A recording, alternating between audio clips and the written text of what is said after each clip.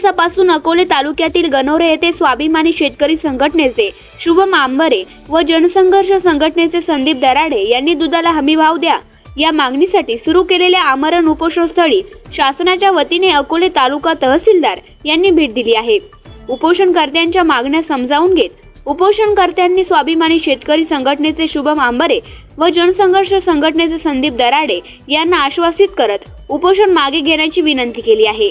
परंतु उपस्थित शेतकरी व उपोषणकर्ते यांनी तहसीलदार यांना आमच्या शेतकरी बांधवांना अनुदान नको, दुधाला 40 रुपये हमीभाव मिळावा अशी आग्रही मागणी लावून धरल्याने तहसीलदार सिद्धार्थ मोरे यांचे शिष्टमंडळ उपोषण सोडवण्यास अयशस्वी ठरले आहे।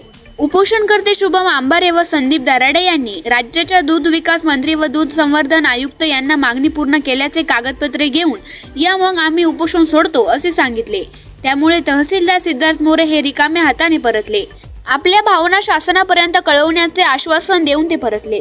यावेळी अकोला तालुका स्वाभिमानी शेतकरी संघटनेचे तालुकाध्यक्ष सुशांत आटोरे, दयानंद आंबरे, किरण आंबरे, राजू वालझडे, भाऊसाहेब आंबरे, ग्रामपंचायत सदस्य पोपट आहेर, अनिल आहेर, मच्छिंद्र आंबारे आदी दूध उत्पादक शेतकरी मोठ्या संख्येने उपस्थित होते। आवाज जनतेचा या न्यूज चॅनलसाठी प्रतिनिधी सतीश फापाळे।